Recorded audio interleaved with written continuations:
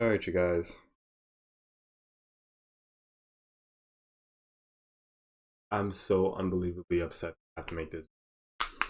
For those of you who have been with me long enough, you know that either I am super amped to check something out, or I'm upset if I don't start my video by saying happening Naira is. Like,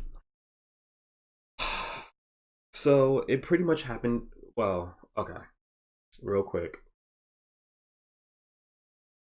I pretty much vented on Twitter, and then I screenshotted my tweet and created a post on YouTube, which I'm still kind of getting used to those post things. But I figured I'd let you know what was going on. Excuse me. So a couple of days ago, I reacted to both episode 5 and episode 6 because the way that episode 5 left off, I wanted to jump into episode. I'm sorry, not episode 5, episode 6 and episode 7. The way that episode 6 ended, I just jumped straight into episode 7 because I wanted to know what was going to happen. Um, I recorded it, and for whatever reason, it started freezing, and the frame started dropping, and then blurry. And by the time everything was done, it was still a decent enough video for me to put out for you guys. But by the time it saved to the top and I checked it out, it literally only recorded, or I won't say recorded, it only saved the last 20 seconds of my damn for episode 6. And then it didn't even save the recording for episode 7. So I was highly, highly pissed off. Which brings me to this video. I am here to make a review of both episode 6 and 7.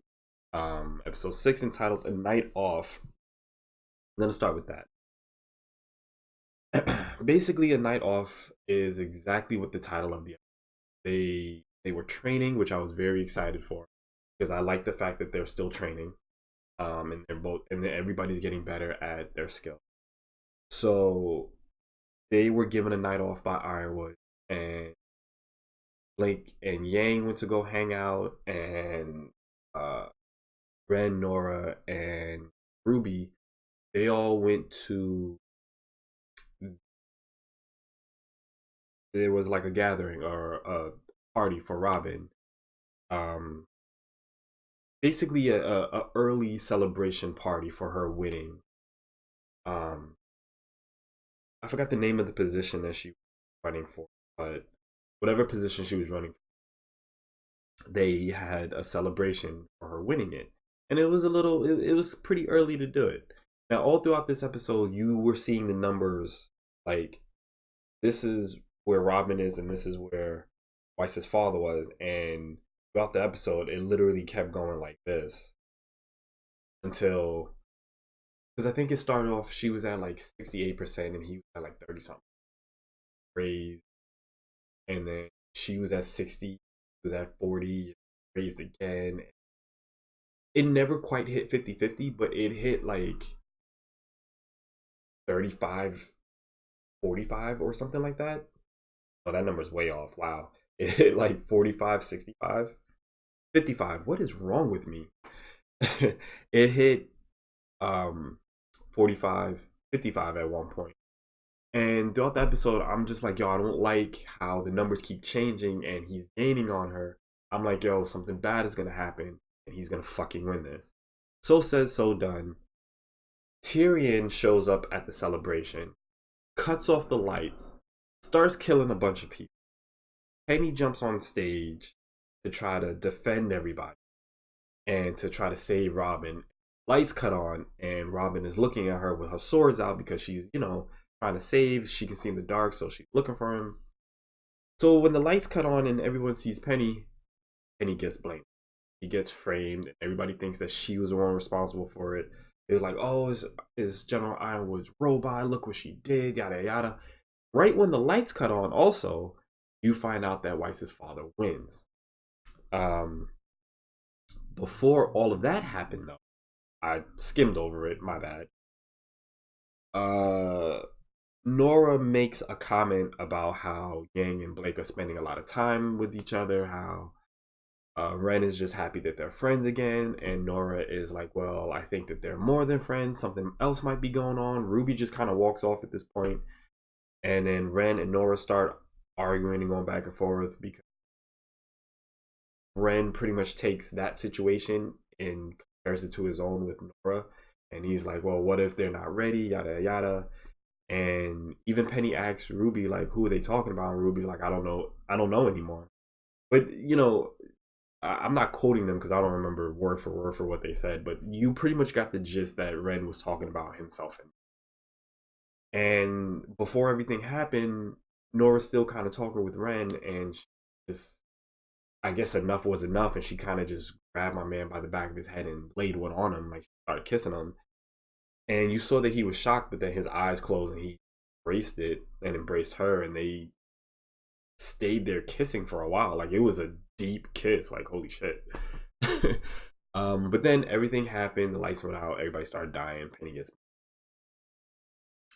and see that Robin is now pissed off. Um, Give or take, that's pretty much how the episode ended. Now, episode 7, worst case scenario, is pretty much um it's pretty much the fallout of what happened in episode 6. Everybody's still blaming Penny. They're ready to put Mantle on martial law.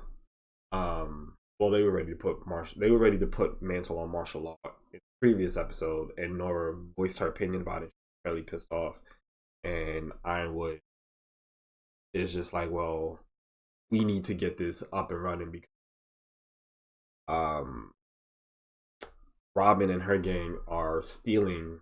Well, in episode 7, Robin and her gang are stealing from the trucks, and they can't get any deliveries to the satellite that they want to shoot. And so they set up a plan.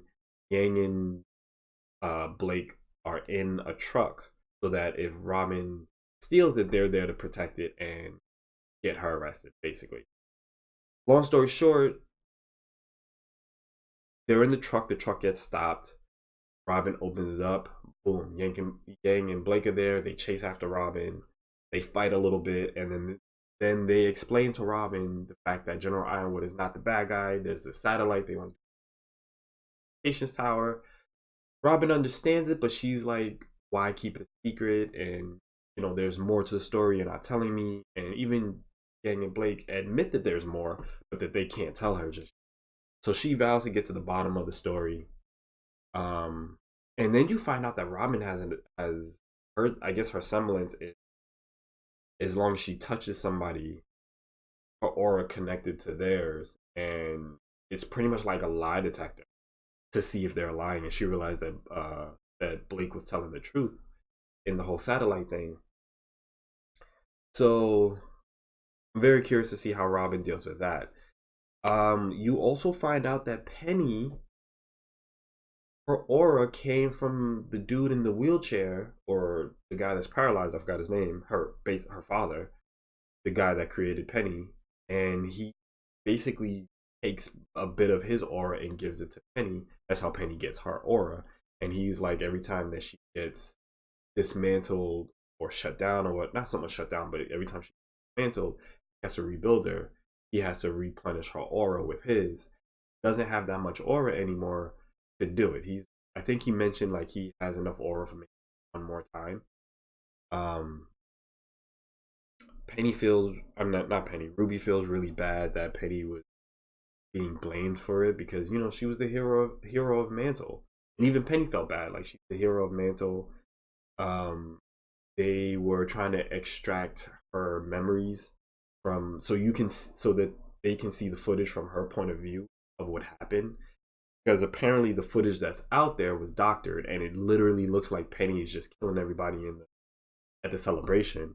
But they explain how, oh, this is doctored. They just took moments from when she was saving people in the city and redid it to make it look like she killed everybody. And then Weiss's father has a meeting and sends out an invitation to Ironwood, like, hey, let's put everything out on the table. Let's all talk. Let's have a group discussion, a group meeting.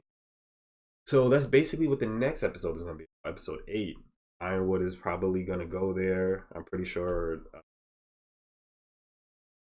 Winter is going to go there.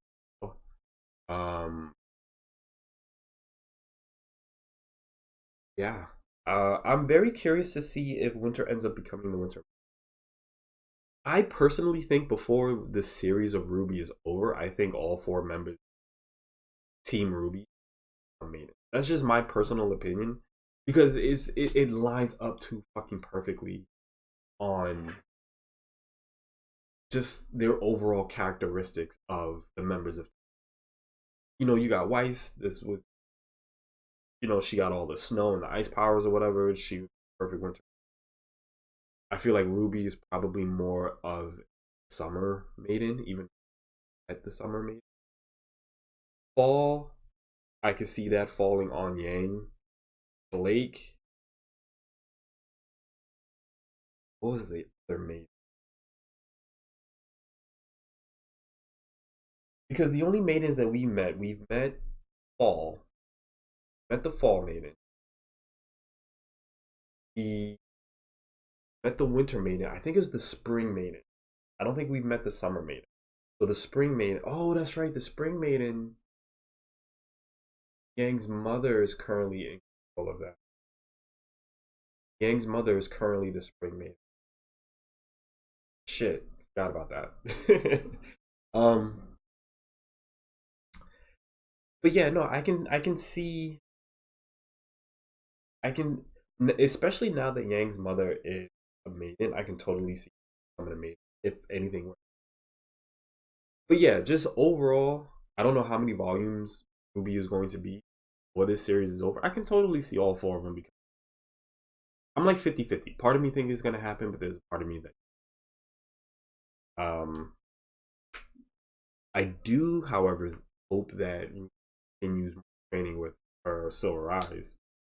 Um they haven't touched that at all this there was a quick mention, like a joke, where they was like, you guys know, they was like, wait till they can see eyes. But other than that, they haven't even talked about it. Haven't even. I hope that she gets back to that training. That's a very, very powerful and full ability to have. You know what I mean? So, I mean, but overall, I truly enjoyed these two episodes. The Nora and Ren kiss definitely caught me off guard because the way that the conversation was going, I figured something was going to happen. I just thought that something was going to be admitted. I didn't think that they were going to kiss, especially the way that, like, y'all don't understand. That was a deep, fucking passionate kiss. So I definitely didn't expect that. But yeah, no, these two episodes were really truly amazing. I'm very very excited to check out episode 8. Hopefully, oh, or a little work. But yeah, all right. Just post your comments down below. Let me know what you thought about episodes 6, titled A Night Off, and episode 7, entitled Worst Case Scenario. I have officially got rid of the program that completely fucked up the action video. Just to give you guys full disclosure, the program that I was using was a program that was installed onto my computer webcam. I have a Logitech webcam, and it was basically a Logitech program to help me do all the recording all in. Since it fucked up twice at this, I'm not going to let it do it again. So I've gotten rid of it. Not using that program anymore. I'm a different program. Um, one more reliable, called OBS. So hopefully it will be a lot better. So yeah, I'm gonna continue to play around with OBS a little bit. Hopefully you guys enjoyed my review. Again, I'm so incredibly sorry that that happened, but I got a review video just so that you guys knew my overall thoughts on episode 7.